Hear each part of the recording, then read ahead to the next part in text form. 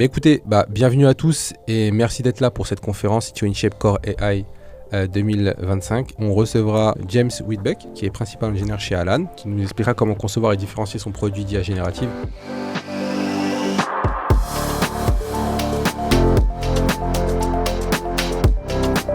Bienvenue dans CTO InShape, le podcast qui vous amène à la rencontre des esprits les plus brillants du monde tech. Je suis Mathieu Calaoui et chaque épisode est une invitation à explorer les idées et les innovations qui façonnent notre avenir. Merci beaucoup de m'accueillir. Merci à toi, James. Je vais vous parler un peu de comment on peut utiliser l'IA générative dans un produit, les choses qu'on peut faire pour essayer de se différencier et dans la conception. Voilà. Et puis, je vous donnerai un peu un exemple de ce qu'on fait chez Alan, notamment sur l'IA médicale. Donc, quelques mots sur moi rapidement. Donc, moi, c'est James. Je suis chez Alan depuis bientôt 8 ans. Alan, c'est un assureur santé, je vous en parlerai dans un instant. Je lead la partie 1G sur tout ce qui est IA médicale. Mais avant ça, j'ai aussi beaucoup contribué à... Tout va bien ? C'est parce qu'il y a... Ouais, est-ce qu'on peut avoir les slides en régie ? Ou est-ce qu'il y a un problème ? Parce que là qu'on n'a pas eu le retour du test, du branchement HDMI. Je suis désolé, James. Cool. Yes, voilà, on voulait être sûr. Très bien. Allez, je reprends. Parfait. Je reprends. Donc avant de faire de l'IA médicale chez Alan, j'ai aussi beaucoup contribué à créer une assurance de zéro. Donc j'ai posé les bases de tout ce qui fait que si vous êtes assuré chez Alan, vous pouvez être remboursé en quelques minutes plutôt que quelques semaines. Avant Alan, j'étais à San Francisco pendant une petite dizaine d'années où j'ai fait pas mal de différentes startups, dont une qui est plus trop une startup et qui est plus grosse, qui s'appelle Square, qui fait des paiements et où je leadais des équipes qui géraient notamment de la fraude à travers du machine learning en particulier. Alors un petit tour de ce qu'on va aborder. On va parler un peu d'Alan et de ce que je fais chez Alan, un peu comme illustration. Et puis ensuite, on va aborder les sujets de comment est-ce que l'IA est intégrée dans vos produits de différentes manières. Alors soit pour augmenter des capacités déjà existantes, pour créer des nouvelles capacités. Et puis, quand l'IA devient vraiment votre produit et que vous exposez vos utilisateurs aux résultats de l'IA, comment est-ce qu'on fait pour se différencier de toutes les startups et géants du domaine. Voilà, alors c'est notre petite mascotte qui est déguisée en médecin. C'était à l'époque une marmotte, ça devient un peu un ours, mais voilà, si vous vous posez la question. Alan, en quelques chiffres, on est le premier assureur santé en France depuis 1986. Quand je dis premier, ça veut dire le plus récent depuis 1986, on n'est pas encore les plus gros. Mais voilà, donc on vient dans un monde qui n'a pas beaucoup changé depuis bientôt 40 ans. On atteint plus d'un demi-milliard d'ARR, c'est-à-dire de revenus récurrents annuels. D'ici un an, à peu près, on va couvrir à peu près 1 million de personnes. Donc on est à la fois gros mais petit. Voilà, donc c'est à la fois chouette parce qu'on touche beaucoup de monde, mais aussi il reste 60 millions de Français à toucher, et donc il y a encore de la marge. On est à peu près 600 salariés, dont une centaine qui font du dev, qui sont des ingénieurs. Et puis on n'est plus juste en France, on est en Espagne, en Belgique, au Canada, et on espère bientôt ailleurs. Alors ce que je fais, moi je travaille sur l'IA médicale chez Alan, et je vais juste vous montrer un peu à quoi ça ressemble aujourd'hui, ce sur quoi on travaille. C'est encore en phase, on va dire, d'alpha en interne avec nos salariés. Donc, si vous êtes assuré, vous ne le verrez pas tout de suite, mais on espère très bientôt. On a notre assistant qui s'appelle Mo, qui est votre assistant médical. Et ce qu'on a construit, c'est une espèce de fil, comme un fil WhatsApp, avec notre assistant. Et c'est votre expert à la fois santé, bien-être, mais aussi qui connaît très bien toute l'application Alan et tout ce que vous pouvez faire avec Alan. Donc ça, je vous ai mis un screenshot, il se présente, il vous dit un peu ce qu'il fait, il vous envoie des gifs, il essaie d'être un peu accrocheur. Voilà. Alors il répond à des questions de santé, sans nécessairement poser de diagnostic, mais au moins il pose des questions on va dire d'orientation pour mieux comprendre, pour vous aider à comprendre et puis vous aider à comprendre les prochaines étapes. Voilà, c'est 24 heures sur 24. Il est infiniment patient. Il n'a pas envie de passer aux patients d'après. Il peut répondre à plusieurs questions et pas juste une. Il peut répondre à des questions qui sont peut-être qui valent pas la peine d'aller chez le médecin, ou des questions qui sont difficiles à poser à un médecin, ou des questions sur votre maman et pas juste sur vous. Voilà. Donc il peut faire tout ça. Et puis, comme j'ai dit, il fait aussi le lien avec les autres services de santé chez Alan, parce qu'Alan, au-delà d'être assureur, est là pour changer la santé, pour aider les gens à vivre longtemps et en bonne santé. Et donc, on offre plein d'autres services, comme un chat médical, de la télémédecine. On a notre support client, mais aussi Alan Play, qui est une manière de gamifier la santé en faisant des challenges entre collègues sur notamment le nombre de pas que vous faites.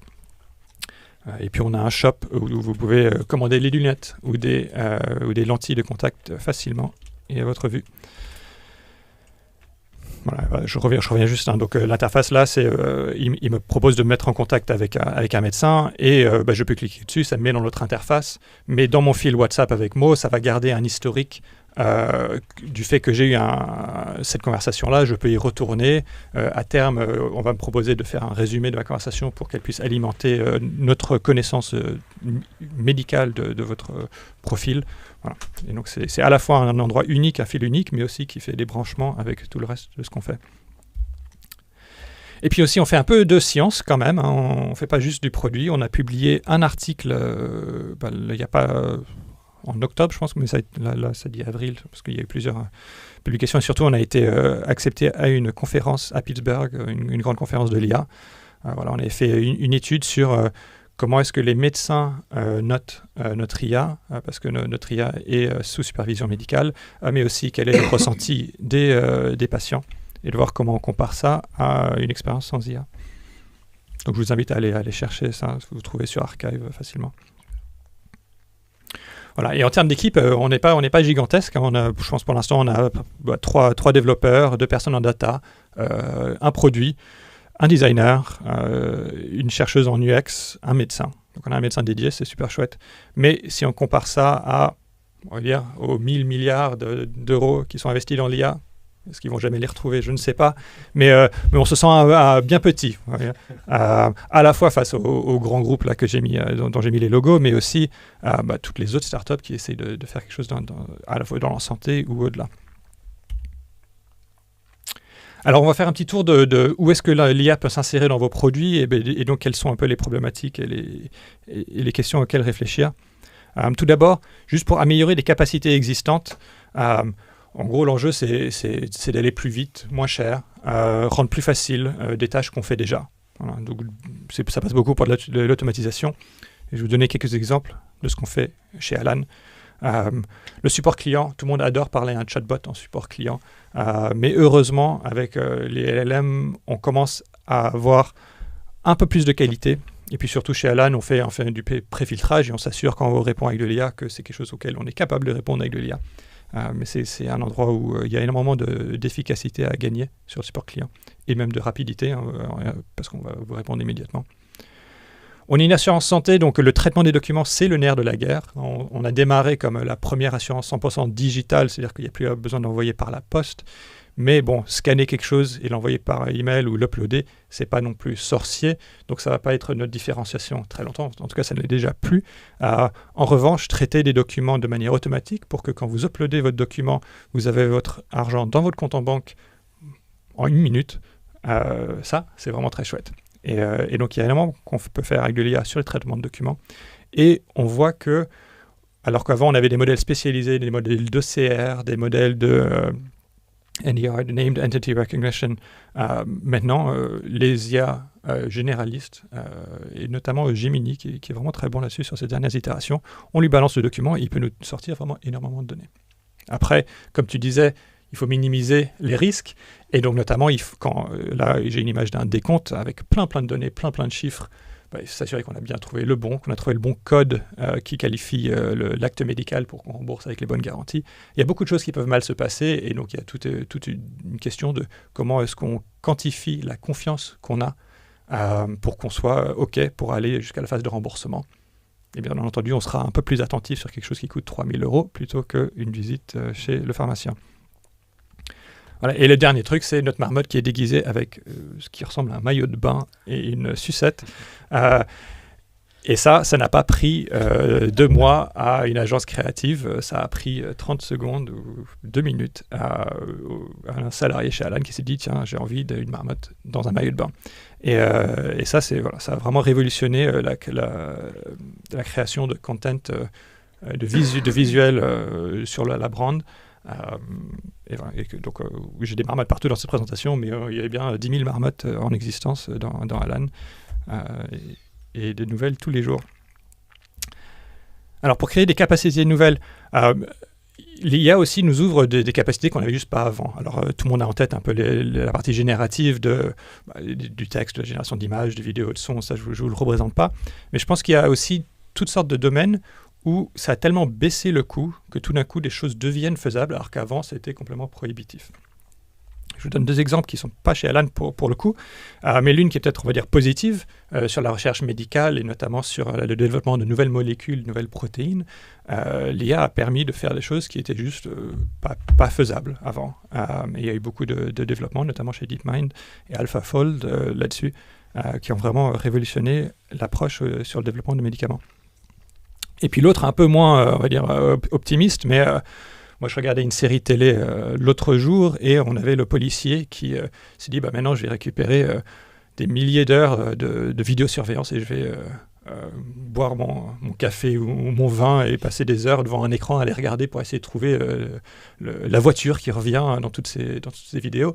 Alors ça fait un bon polar, mais aujourd'hui c'est entièrement possible de dire, donner à une IA, tiens voici toutes les vidéos, tu me trouves pas nécessairement un truc précis, mais qu'est-ce qui paraît hors du commun ou des patterns entre ces choses-là, et arriveront à le faire. Et donc, voilà, c'est à la fois enthousiasmant parce que c'est des choses qu'on ne pouvait pas faire avant, mais aussi ça ouvre des questions sur peut-être qu'on était OK avec des vidéosurveillance parce qu'on se disait il n'y a personne qui va les regarder à l'échelle tout le temps et que ça va être au cas par cas. Et maintenant, beaucoup de choses deviennent complètement automatisables à l'échelle et ça peut-être remet en question des choix qui ont été faits, des choix politique de société. Alors maintenant, si votre IA, c'est votre produit, un peu comme nous dans notre IA médicale, on expose vraiment le résultat de l'IA au client, et on se retrouve souvent avec la question, mais qu'est-ce que vous faites de plus que ChatGPT ? Voilà. Pourquoi je n'irais pas sur ChatGPT pour poser ma question médicale et choses comme ça. Et donc il y a une vraie question de comment elle se différencie ? Pourquoi est-ce que les gens viendraient chez nous et ils n'iraient pas juste sur l'IA de leur choix ? Surtout que ces modèles, les Claude, Gemini, GPT, Mistral, Llama, il y en a de plus en plus, ils progressent tout le temps. Donc les modèles sont toujours plus gros, plus rapides, moins chers. La baisse des prix est très très forte et constante. Ils sont plus performants. Sur les prix, je pense que c'est... et là, je rejoins un peu ce que tu disais sur un peu est-ce que c'est un gâchis ou pas d'appeler un LLM et tout. Mais en fait, pour des modèles plus petits et performants comme les derniers Gemini Flash, tu poses ta question sur la teinturerie ou la machine, ça te coûte 1 centième de centime. Enfin, et de ce que je comprends, c'est ils vendent pas moins cher que l'électricité que ça leur coûte. Donc en fait, c'est quasiment gratuit. Je pense que l'entraînement à très grosse échelle, ça coûte beaucoup. Je pense que ça commence à être amorti avec tout l'usage qui en est fait. Mais à l'inférence, je pense que ça apporte quand même énormément de valeur, même par rapport au coût énergétique et environnemental que ça peut avoir. Mais voilà, donc ça continue à devenir de mieux en mieux. Et puis surtout, ça fait de plus en plus de choses. Donc la multimodalité, ça veut dire prendre en entrée de la vidéo, de l'audio, et donc pas seulement du texte, mais aussi du son. Ça, maintenant, tout le monde le fait. Et bientôt... Ce qu'on n'a pas encore totalement, c'est en sortie aussi de la multimodalité. Donc ChatGPT est très fort pour vous générer des images. Il y a aussi pas mal de génération d'audio qui se fait. La génération de vidéo, ça se fait, mais ce ne sera pas real-time. Nous, on adorerait qu'avec Alan, vous puissiez faire une vidéoconsultation où vous montrez votre bobo, votre grain de beauté sur le bras et que... notre marmotte, elle s'anime et elle vous répond. Voilà, ça serait un peu l'idéal. Est-ce qu'on y arrivera un jour ? Je ne sais pas. Les puissances de calcul continuent d'augmenter, les latences continuent de descendre. Est-ce qu'un jour, ce sera possible ? En tout cas, je l'espère. Et puis surtout, ces gros providers, ils ne se résument pas juste à une interface où j'envoie ma question et elle me répond. Et commencent à investir sur des cas d'usage pour essayer d'attirer les gens chez eux et pas chez le voisin. Et je pense notamment au ChatGPT, et puis plusieurs maintenant commencent à avoir de la mémoire sur vos interactions, commencent à savoir beaucoup de choses sur vous, si vous avez activé cette fonctionnalité. Parfois, c'est un peu bluffant et ça fait un peu peur. Mais aussi, elles ouvrent des outils un peu de code ou de visualisation. Si vous posez une question de code, elle va vous créer toute une app React, vous posez même une question de « tiens, comment ça marche ?» et elle va vous faire une visualisation. C'est assez bluffant. Et donc, il y a constamment aussi une innovation de leur côté là-dessus, sur la partie produit, comment on l'utilise. Mais aussi qui nous fait poser des questions, c'est est-ce qu'ils commencent à empiéter sur nous, ce qu'on pensait être une différenciation, parce qu'eux, ils augmentent ce qu'ils savent faire. Donc voilà, la question c'est comment est-ce qu'on rivalise avec ça? Comment est-ce qu'on fait quelque chose qui apporte de la valeur en plus? Et donc la première question, c'est est-ce qu'on peut créer notre propre modèle? Est-ce qu'on fine-tune un modèle existant? Et si vous êtes dans une start-up, vous avez probablement entendu que vos investisseurs vous dire, mais est-ce qu'on crée de la propriété intellectuelle? Est-ce que vous avez votre propre modèle? Ou alors c'est votre CEO qui vous pousse à faire ça. Donc la question chez Alan, c'est est-ce qu'on peut créer le meilleur modèle médical du monde? Alors ce qui est bien, c'est si vous avez un cas d'usage très très spécifique et de la donnée un peu en interne qui vous permet d'améliorer franchement un modèle, pourquoi pas.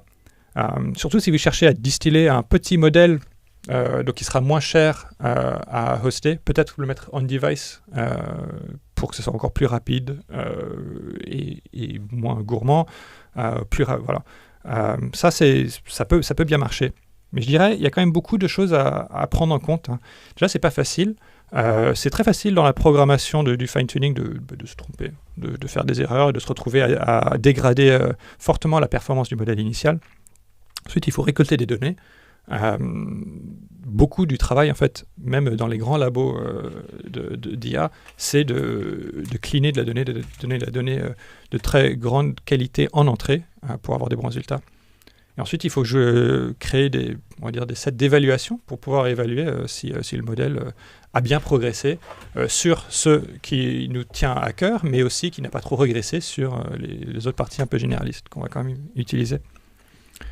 Voilà. Après, il y a toujours le coût de l'entraînement. Et je pense que le coût de l'entraînement, il est là, mais il faut aussi ne pas minimiser le coût de servir votre modèle. Pour vous donner un exemple, nous, on fait de l'IA médicale. On n'a pas un trafic incroyable parce que c'est sur des questions médicales et c'est sur nos assurés. Et si on voulait avoir un modèle qui était disponible 24 heures sur 24, eh bien, ça nous coûterait... alors moi, j'avais regardé, donc c'était à l'époque, il y a peut-être 2 ans, et puis c'était sur Amazon, qui est peut-être un des plus chers, sur des instances non réservées, mais on était aux alentours de 30 000 euros par mois pour une machine qui faisait tourner un modèle à 70 milliards de paramètres, peut-être 300 000 euros par an. Je pense qu'on payait beaucoup moins cher à payer à la demande plutôt que faire ça. Donc ça, c'est aussi... Ensuite, vous spécialisez un modèle, très bien, mais après, il est moins versatile. Donc si vous voulez un modèle qui fait... on va dire la transcription d'audio avec une petite connaissance des termes médicaux. Si vous voulez ensuite un modèle qui extrait l'information médicale de documents. Si vous voulez après un autre modèle qui soit un peu plus conversationnel avec un bon ton et qui peut produire, des images de marmotte aussi. Tout d'un coup, vous multipliez en fait le coût de ce que vous voulez. Et enfin, vous avez passé beaucoup de temps à faire le meilleur modèle médical du monde. Et puis 6 mois plus tard, 3 mois plus tard, 1 mois plus tard, je ne sais pas, ça avance très vite. Tout d'un coup, je sais pas, Google, Meta, OpenAI sort une nouvelle version qui se trouve en fait à combler le gap. Et là, vous êtes à vous dire, en fait, qu'est-ce que je fais? Je redémarre, je refais. Et donc, voilà, ça avance très vite, on est vite rattrapé. Et ça, c'est aussi quelque chose à garder en tête. Voilà, donc... qu'est-ce qu'on peut faire d'autre alors? Je pense que la réponse, c'est se dire qu'on crée un produit, mais pas nécessairement juste une IA. Alors, on est en train de créer un produit, donc quel est le problème que vous résolvez? Et là, j'allais donner l'exemple de Photoroom. Je ne sais pas si vous êtes familier de Photoroom, mais c'est une des grandes réussites françaises dans le domaine de l'IA, et pas juste française, mais en fait dans le monde. Et je pense que beaucoup de gens découvrent Photoroom en disant « je vais enlever le fond de ma photo parce que j'ai besoin d'imprimer des photos d'identité pour un passeport, disons, une carte d'identité ». Mais s'il ne faisait que ça, maintenant vous pouvez demander à ChatGPT de le faire, il le fait très très bien. Et donc, pourtant, Photoroom reste une très grande réussite, beaucoup de croissance. Et comment ils font? Parce qu'ils sont plus qu'un outil pour juste manipuler des images. Parce qu'ils comprennent qui sont leurs clients, qui pour beaucoup sont des petits commerçants qui ont envie de mettre en valeur leurs produits. Et donc, ils essayent de supporter des cas d'usage précis. ils comprennent les workflows des gens qui l'utilisent. Ils ont appris à suggérer différentes transformations parce qu'ils savent que c'est des choses qui valorisent bien les produits de ces commerçants-là. Et voilà. Et ça, c'est toutes sortes on va dire, de spécialisation pour les use cases, de bien comprendre la valeur qu'ils veulent ajouter, qui leur permet de créer un vrai produit qui attire et qui est, de ce que je comprends, très rentable. Donc, je vous invite à les découvrir si vous ne les connaissez pas. Voilà. L'autre chose sur laquelle on peut travailler, c'est le ton. Alors, je vous donne un exemple à gauche. Ça, c'est notre mascotte Mo, enfin notre produit Mo, chez Alan, qui va essayer d'avoir un ton un peu plus engageant, un peu plus, qui vous demande si vous voulez qu'on se tutoie ou on se vous voit, mais qui, si on se tutoie, va être un peu plus décontracté. Et à droite, je vous ai mis un screenshot de Cléo. Alors, Cléo est une fintech dont on aime bien s'inspirer parce qu'eux, ils ont poussé le curseur beaucoup, beaucoup plus loin. C'est une fintech qui vous aide à gérer votre budget. Donc, ils analysent un peu toutes vos dépenses et qui vous dit est-ce que vous êtes un peu dans la bonne direction ou si ça ne se passe pas très bien. Et ils ont une interface aussi conversationnelle où vous pouvez demander à Cléo de vous pourrir ou alors de vous encenser selon votre humeur du jour. Et quand ils vont pourrir, ils vont sortir toutes sortes de mimes, de phrases assassines et tout. Alors eux, ils poussent un peu, un peu loin, mais c'est intéressant comment on peut jouer sur le ton. Parce que ça a beau être un produit très technologique, l'IA, au final, ce qui va faire l'adoption, c'est plutôt une question de vibe, de comment est-ce que c'est reçu. Est-ce que c'est super chouette, engageant, ou est-ce que c'est un peu creepy et on n'a pas trop envie d'interagir avec. Et sur cette question du ton, je pense que je disais un ton sur mesure, la grande question, c'est de comprendre quelle est l'attente de l'utilisateur. Et Cléo, il ne va pas vous pourrir s'il ne vous a pas demandé de le pourrir. et c'est aussi une question pour nous chez Alan, parce qu'on a envie d'être une mascotte simple. On a toujours une image un peu plus sympa de l'assurance que des assureurs traditionnels. Mais après, des gens qui viennent avec des sujets très très sérieux et on n'a pas envie de leur balancer tout plein d'émojis quand ils vous parlent de leur cancer ou je ne sais quoi. Et donc, il y a toute une question de personnaliser à la fois en fonction du contenu, mais aussi en fonction des attentes des gens qui est très importante là-dessus. Voilà. Après, il faut pouvoir connecter avec soit les données ou les services propriétaires, parce que ça, par exemple, ChatGPT ne pourra pas le faire. Donc, dans notre cas, par exemple, chez Alan, on a de l'historique d'assurance. On sait quand vous avez été chez le médecin, chez quel type de médecin, si vous avez été chez le dentiste récemment ou pas récemment, si vous portez des lunettes, si vous avez un appareil auditif, parce qu'on voit passer dans votre historique d'assurance. On a aussi, à travers notre application, des compteurs de pas. Vous pouvez vous connecter à Apple Watch. Et donc, on a un peu d'informations sur votre santé, votre mobilité, votre niveau d'activité. Et donc, comme je mentionné précédemment aussi, Alan a toutes sortes d'autres services de santé sur lesquels on peut faire des intégrations. Voilà, que ce soit en MCP ou juste des intégrations custom. Et tout ça, c'est de la valeur ajoutée que nous, on peut ajouter à travers notre écosystème. Et ce que j'ai marqué en bas, c'est juste, dès qu'on parle d'intégration, il faut toujours, et surtout puisqu'on est en Europe, et je pense que c'est une bonne chose, penser à la question du consentement. On va pas vous demander de se connecter à votre historique d'assurance santé, par exemple, sans vous demander si c'est OK. Voilà. Ou si vous parlez à un médecin à travers un service Alan, on va peut-être vous proposer de dire, est-ce que vous voulez garder un transcript, un résumé de ça pour renseigner votre profil médical. On va aussi vous demander votre consentement là-dessus. Voilà. Après, il y a toute une partie expertise métier, et tu en parlais, Warit, de comprendre le métier pour apporter de la valeur. Et chez nous, donc, c'est la santé. Et on a de la chance d'avoir des médecins qui travaillent chez nous. On en a beaucoup. Il y en a qui travaillent sur notre projet en particulier, mais aussi on a toute une quarantaine qui travaillent sur notre chat médical. Et donc, ça fait beaucoup d'expertise sur le sujet. Et puis même, comme tu disais, même si moi, je ne suis pas médecin, je travaille sur de la médecine et donc je dois m'approprier un peu une partie de cette expertise médicale. Je ne peux pas juste dire je délègue tout ce qui est médical à notre médecin. Alors comme c'est de la médecine, il faut quand même qu'il approuve un peu de tout. Mais il faut qu'aussi je développe un peu ma sensibilité là-dessus, que j'ai une idée de ce qui est grave, pas grave, parce que c'est seulement en ayant une expertise métier un peu collective qu'on peut avancer vite. Il ne faut pas être siloté dans chacun son expertise à soi. Voilà. Et puis aussi, on a une expertise sur juste le système de santé. Moi comme j'ai fait toute la partie gestion d'assurance, je sais exactement comment ça marche. En tant qu'assureur, on apprend beaucoup là-dessus. Je pense qu'une de mes dernières slides, j'arrive bientôt à la fin, c'est aussi, on a un positionnement qu'il faut pouvoir valoriser. Alors nous, on est un assureur santé et quand on parle à nos assurés, on leur dit, mais est-ce que faire de l'IA médicale, ça vous choque qu'on fasse ça? Vous en pensez quoi? Est-ce que vous parleriez de vos problèmes médicaux à Alan?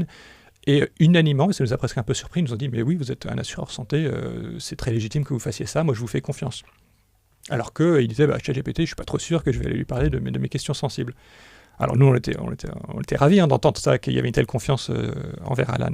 Voilà. Et donc ça, c'est quelque chose qu'on peut même mettre en valeur et sur lequel on peut se reposer. Sur la partie un peu plus, on va dire, commerciale, il y a tellement de startups qui essayent d'acquérir de l'usage des clients. Il se trouve que nous, notre API, il est déjà dans la poche de tous nos assurés. Et donc, c'est beaucoup plus facile. Donc là-dessus, on a un avantage aussi concurrentiel.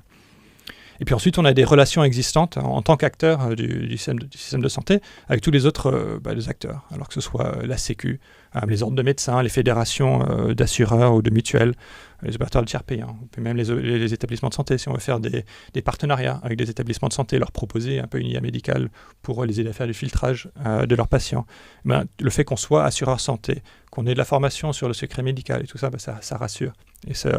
Et ça réduit le risque aussi de leur côté, quelque chose qu'on va leur taper sur les doigts. Voilà. Et puis je voulais finir juste un peu justement sur la partie IA, parce que mon message, c'est pas juste il n'y a pas d'IA à faire. Il y a des choses à innover, sur lesquelles on peut innover. Notamment, il y a beaucoup de modèles. Ils font tous des choses bien, mais ils excellent sur des choses un peu différentes. Et donc trouver les bons modèles pour chaque tâche, c'est un vrai sujet. Et on passe beaucoup de temps à essayer de trouver le bon outil pour la bonne tâche. Et pour rappel, parmi les choses qu'on fait, on fait de la transcription de voix, mais aussi on fait de l'analyse de documents, on fait de la génération de réponses à caractère médical, mais aussi à caractère non médical. Et là-dessus, juste pour exemple, la transcription de voix, Gemini est quand même pas très, très, très bon. Il y a des modèles spécialisés français, notamment, et je blinque sur le nom, Gladia. Voilà, Gladia, merci. Gladia, qui est aussi très bon. Voilà. Beaucoup de ce qu'on fait aussi, c'est comment agencer ces différents LLM, comment faire de la qualification, de classifier quel est ton type de requête, quel est le niveau de sévérité, est-ce qu'il faut qu'on envoie directement à un humain parce que c'est très urgent, ou parce qu'il y a un risque suicidaire, ou parce que c'est sur un très jeune enfant et qu'on n'a pas trop envie de se mouiller là-dessus. Voilà. Et il y a toutes sortes d'agencements là-dessus, à travers des arbres ou des graphes d'exécution sur lesquels on itère énormément. Ensuite, développer des tool calls, c'est un peu à la mode, tout ce qui est branchement avec soit récolter des données en plus, ou alors faire des actions sur d'autres outils, voilà, et des branchements. Alors qu'on utilise MCP, c'est un peu le standard d'Anthropic là-dessus, mais qu'on utilise ça, ou comme ça en interne, qu'on branche directement, peu importe. Et ensuite, il y a beaucoup de travail pour se donner les moyens en fait, d'itérer, parce que l'itération, c'est vraiment le nerf de la guerre. C'est comment on avance, comment on teste, parce que chaque fois que les modèles ils évoluent, si on a envie de rester sur le vieux modèle, il sera plus disponible assez vite. Donc il faut passer sur les nouveaux, mais les nouveaux, ils nous disent tous qu'ils sont meilleurs, mais en fait ils sont tous différents aussi. Donc il faut comprendre comment est-ce qu'ils sont différents, comment est-ce qu'il faut ajuster les prompts, lequel on utilise. On doit aussi faire de la review, enfin, toutes nos conversations à caractère médical sont revues par notre médecin, qui nous dit est-ce qu'en fait c'était bien, dangereux ou pas, et ça nous aide à nous améliorer. On a des jeux d'évaluation aussi automatisés, pour que quand on ajoute des nouveaux agents, on peut vérifier qu'ils continuent à bien performer ou qu'ils performent mieux. Et on a aussi des benchmarks, et il y a beaucoup de benchmarks open, et tous les gros modèles vont communiquer, mais ils suroptimisent pour ces benchmarks-là. C'est très connu aussi que ces benchmarks, ils polluent leur jeu d'entraînement, parce qu'ils ont un gros intérêt à ce que ces jeux d'entraînement soient dans leur... que ces benchmarks soient dans leur jeu d'entraînement, parce que sinon, ils auraient juste des moins bons scores. Et donc, nous, on a quelques benchmarks en interne qu'on a conçus et qu'on garde un peu jalousement, parce que ça nous permet juste d'avoir assez rapidement une idée, notamment de la qualité médicale de ces nouveaux modèles. Voilà, donc en résumé, juste la partie modèle, c'est pas tout votre travail. Il ne faut pas être obsédé par ça, parce que ça avance très très vite. Il y a beaucoup d'autres choses à construire, et surtout vous focaliser sur votre produit, construire quelque chose pour lequel vos clients sont prêts à payer. Et puis réfléchir à quels sont vos avantages vraiment sur votre stratégique que vous pouvez apporter. Et voilà, merci beaucoup. Bravo. Merci beaucoup, James. Merci beaucoup. Je trouvais très intéressant, et je me rends compte avec Mathieu, c'était pas 100% volontaire, mais le talk de Warit et le tien, je trouve qu'ils s'enchaînent parfaitement. Ouais. On a eu une vision un peu plus historique et philosophique, même s'il y a eu l'accent par la suite sur la valeur. Et tu viens de nous donner un espèce de guide sur, maintenant concrètement, comment on fait pour créer la valeur, les bonnes questions à se poser pour aller créer la valeur. Donc vos deux docs, c'est parfait. Enfin, l'enchaînement, je trouve qu'il est génial. Merci City InShape, merci à Mathieu et moi-même. Faut toujours se remercier ça. Toujours. Un peu de prétention, comme tu disais tout à l'heure, Marie. Un peu de prétention. Un peu de prétention, voilà. Exactement. Une question de... Moi aussi, j'ai une question. Hein. Non, vas-y, on commence par les questions physiques. Alors. Physique. J'ai une question sur la confiance. C'est un terme que tu as employé. Et c'est un terme qui est, dans un contexte médical, quasi sacré. On confie son corps à un médecin. C'est fou comme acte pour son propre bien. Donc je vais supposer, comme hypothèse de travail, que nous nous faisons confiance. D'accord ? C'est une grosse hypothèse, d'accord ? Regardons la question des transports dans une ville. Si tout le monde était capable de faire confiance et de transmettre son emploi du temps, on pourrait organiser les transports de façon super optimale. On irait tous en bus au bureau. D'accord ? On est capable d'optimiser un système de transport si on connaît l'emploi du temps de tout le monde. Si tout le monde est d'accord pour partager son emploi du temps, on peut faire un système super parfait qui ne consomme pas, très agréable, il n'y a pas de foule, tout est parfait. En termes de santé, il y a l'équivalent. Si je connais les données épidémiologiques, si je me connecte à toutes les sécu, à toutes les cartes sécu de toutes les pharmacies, je pourrais mathématiquement résoudre un problème de santé publique majeur, qui est notre immunité de plus en plus forte aux antibiotiques, par exemple. Si je connais exactement la bactérie ou l'infection qui est répandue, je peux arrêter de prescrire des antibiotiques à large spectre, être très spécifique et du coup protéger ma population. Mais ça suppose que j'ai fait confiance et que j'ai accepté que mon dossier médical, de manière la plus transparente possible, soit accessible à des IA. D'accord ? Donc vous voyez, avec ces deux exemples-là, il y a le transport, il y a la santé publique. Si nous nous faisons confiance, ça serait quand même vachement mieux. Est-ce qu'un jour, ce sera possible, ça ? Est-ce que tu le conçois ? Parce que là, t'as eu, quand je dis toi, Alan a eu une petite victoire, c'est que les gens vous font un peu plus confiance qu'à ChatGPT. Mm-hmm. Je dis pas qu'ils devraient. Je pense que c'est des gens bien, mais c'est compliqué. C'est de données hautement privées. Quel est ton sentiment là-dessus ? Où est-ce qu'on va aller ? Est-ce qu'une structure comme un État, par exemple, pourrait s'en occuper, puisque normalement l'État on lui fait confiance, enfin, des fois on n'a pas envie mais on le fait quand même. Voilà, je voulais avoir ton avis là-dessus. Je suis un peu ambitieux, hein. Je sais, elle est dure la question. Elle est dure, elle est longue. Sur ta question épidémiologique, je pense que tu n'as pas besoin d'une IA pour faire ça, et je ne suis pas expert. C'est que de la data, tu as tout à fait raison. Et j'imagine qu'il y a de la collecte statistiques sur quels sont les bacilles détectés. Pour prescrire, hein. Pour que le médecin prescrive mieux, c'est ça que je dis. Alors après, est-ce que c'est rendu aux médecins eux-mêmes ? Est-ce qu'ils sont au courant ? Non, il y a clairement mieux à faire pour peut-être... Mais voilà, c'est pas mon domaine d'expertise. Sur confier sa donnée médicale à une IA, la confiance... Je pense déjà que beaucoup de gens ne se posent pas trop la question. Je pense qu'on se la pose, c'est bien qu'on se la pose pour les autres, parce que c'est comme ça qu'on évite les dérapages et les abus.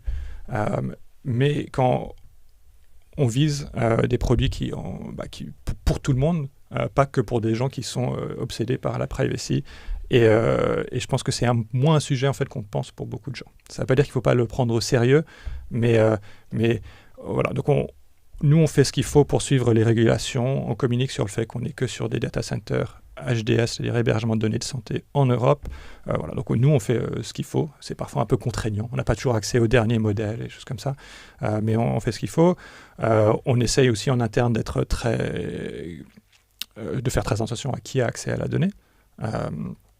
Et puis après, je pense qu'on laisse les gens faire leur choix. C'est optionnel. Je pense que pour beaucoup de gens qui ont été très sceptiques de l'IA, ils ont été convertis très, très, très, très vite. Et c'est une de ces choses où on dit t'as qu'à essayer, puis tout d'un coup, ils sont convertis. Donc, je pense que ça ne sera pas un frein à l'adoption. Je pense que on a chacun une responsabilité pour s'assurer qu'il n'y a pas problème que la donnée soit bien sécurisée. Pour l'instant, on fait la donnée, du traitement un peu individuel, hein, donc ta donnée ne va pas influer sur la réponse qu'on donne aux autres. Hein, ça, c'est quand même très important, que dans le prompt qu'on te donne pour ta réponse, je ne mets pas les données médicales de Khalid. Voilà. Donc déjà, ça limite un tout petit peu le risque. Si on voulait extraire, faire un truc un peu plus global, je pense qu'il faudrait... Ce sera probablement pas des choses qu'on ferait peut-être avec un programme un peu plus structuré, offline. Voilà. Et puis encore une fois, avec le consentement, hein, dès qu'on veut utiliser de la donnée médicale pour des analyses statistiques et pas seulement pour le but pour lequel tu l'as donné qui est médical, en général, il faut demander du consentement. Évidemment. Une autre question, c'est vrai que tu as parlé tout à l'heure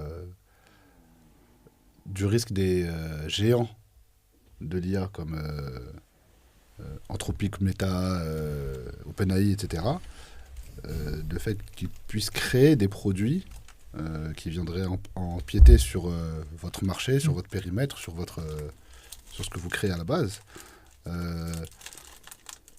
as peut-être vu Google I.O., le Google I.O. de cette année, qui a eu lieu... en tout cas, un résumé, je veux dire, oui. Peut-être un résumé de quelques annonces, oui. etc.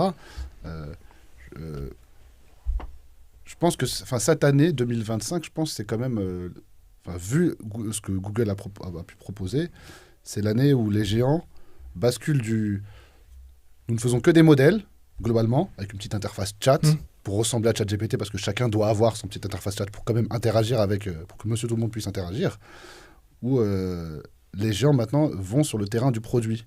Mais vraiment, on a Meta et Google qui vont bientôt proposer des lunettes connectées. Google a proposé beaucoup de choses, même pour les développeurs, que nous sommes tous plus ou moins ici, différents produits pour les développeurs. Il y a différents studios, différents outils de création. Un studio vidéo de génération de vidéos, c'est pas juste comme ChatGPT où on peut générer un petit clip ou une petite image. Il y a maintenant un studio de montage de vidéos et d'extension de vidéos par IA, etc., à partir des petits clips générés eux-mêmes par IA.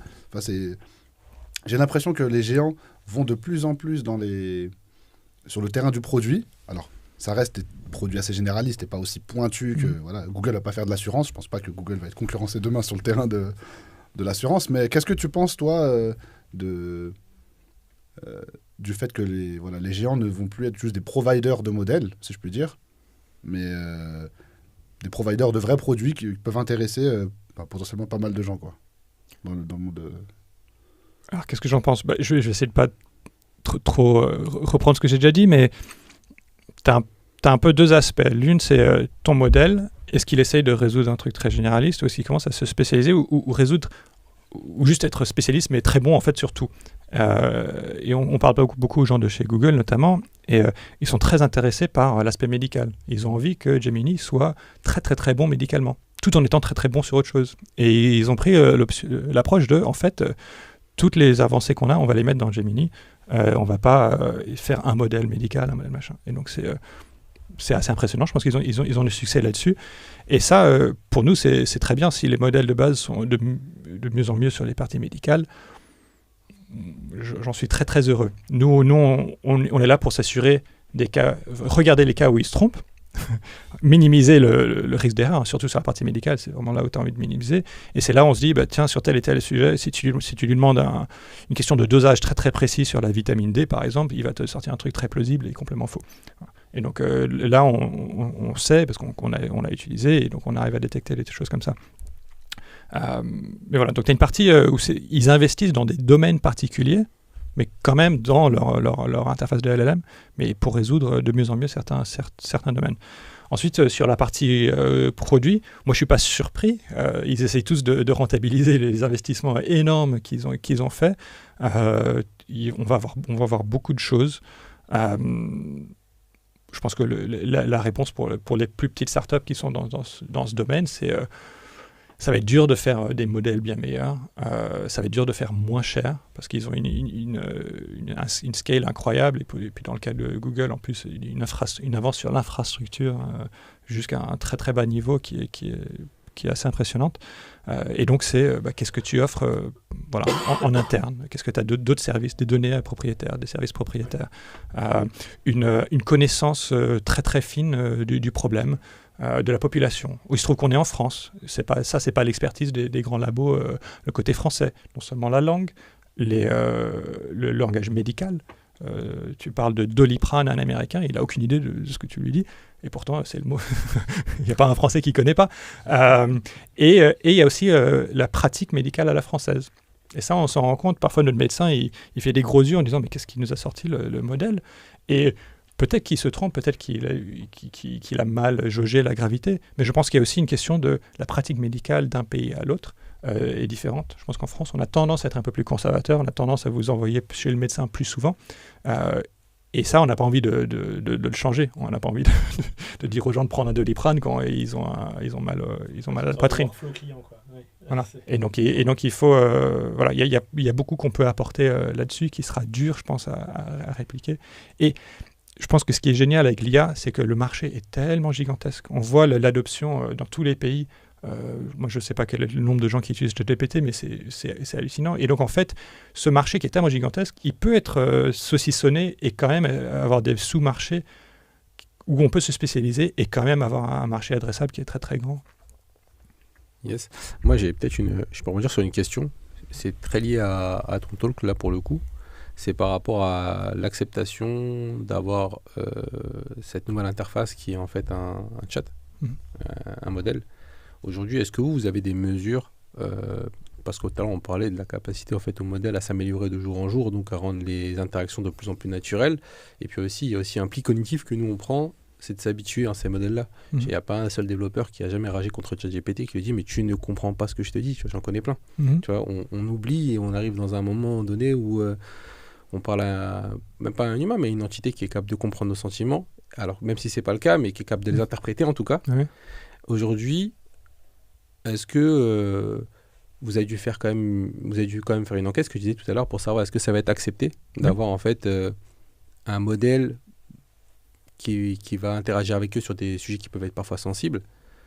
Est-ce que plus les modèles, il va y avoir une corrélation, tu penses, entre la capacité au modèle à faire du mimétisme, à feinter la compréhension de la personne qui est en face de lui, et l'acceptation et finalement se retrouver avec des modèles dans tous les champs aujourd'hui d'application de nos vies, c'est-à-dire demain tu pourras aller voir, je sais pas, je prends un cas vraiment trash, aller voir un modèle et dire j'ai le VIH, je dois passer par où, je dois voir qui. Et avoir un modèle hyper empathique qui est capable de fournir des conseils, et finalement on accepte de ne pas appeler un psy, de ne pas appeler un médecin, de ne pas appeler un conseiller spécialisé dans ce domaine-là, mais accepter de parler à une IA aujourd'hui. Est-ce que tu vois une direction prise vers ça, ou tu penses que non, on restera au chatbot et ça sera le même chatbot? Comment tu interprètes le chatbot sur Leroy Merlin pour acheter tes meubles qui va te conseiller? Ça sera le même, tu auras le même rapport avec celui avec lequel tu parleras de sujets aussi sensibles. Ok. Alors moi je pense qu'on y est déjà à cette acceptation, et je pense que le souci c'est pas tant le manque d'acceptation, mais c'est trop d'acceptation. C'est-à-dire que c'est facile de voir quand ils te racontent vraiment n'importe quoi et que tu sais que c'est n'importe quoi et tu dis bah je fais pas trop confiance et tout. Mais on arrive à un moment où ce qui sort est extrêmement plausible, et quand on est expert, on sait que parfois poser des questions très factuelles va mener à des réponses qui sont plausibles mais fausses, qu'il vaut mieux peut-être poser des questions sur comment je ferais pour faire ci et ça, propose-moi des idées pour faire telle et telle chose. Mais si c'est donne-moi le chiffre exact de machin, il va te sortir un truc qui paraît bien, mais qui est peut-être complètement inventé. Ça demande une expertise à la fois d'usage, mais aussi de savoir un peu comment ça marche. Et ça, beaucoup de gens ne l'ont pas. Et donc je pense que le risque, c'est plutôt qu'il y ait trop de confiance là-dedans, et que les gens aient du mal à faire la part des choses. Et donc, sur des domaines sensibles, notamment la médecine, c'est là où c'est aux acteurs d'être particulièrement vigilants, de ne pas embarquer des gens dans des actions qui peuvent être, alors soit par de l'inaction, soit trop d'action, des choses qui sont délétères pour leur santé. C'est aussi être très prudent sur le scope dans ce qu'on essaie de faire. on n'essaye pas de poser des diagnostics avec de l'IA, on essaye de faire, d'aider les gens un peu à comprendre leurs problèmes, quelles sont les possibles prochaines étapes, de leur donner un conseil médical, mais qui n'est pas un diagnostic. Ok, donc c'est pas du tout l'objectif aujourd'hui, c'est pas le but ni l'objectif en fait d'arriver demain à avoir des chats qui viendront genre avant la consultation du psy et qui pourront potentiellement faire plus que orienter le client vers le bon psy ou le bon service en mesure de traiter leur pathologie. Aujourd'hui, il y a un souhait de pouvoir garder cette limite, en fait, ou de la laisser encore visible, tout du moins. Oui, mais ce qu'on fait, parce qu'on intervient aussi dans notre chat médical, là je ne vous l'ai pas montré, mais quand tu vas essayer de parler à un médecin, Mo, il intervient un peu, il essaie de répondre un peu avant à ta question en attendant que le médecin arrive. Et il va faire deux choses. D'une, de te poser des questions pour que tu expliques un peu plus ton problème, pour que le médecin, lui, il a un peu moins de travail à faire derrière. Mais il va commencer à t'apporter des éléments de réponse. Et si tu es satisfait de la réponse, c'est bon, tu vois. Parce que parfois, tu as des petites questions de... je sais pas, mon enfant a vomi dans la piscine, est-ce que je peux aller me baigner dedans? Un truc comme ça, tu vois. Ça touche un peu au médical, parce que est-ce que je vais tomber malade ou pas, mais c'est peut-être pas un truc que tu as envie de poser à ton médecin. Donc tu as aussi toute une classe de demandes qui sont...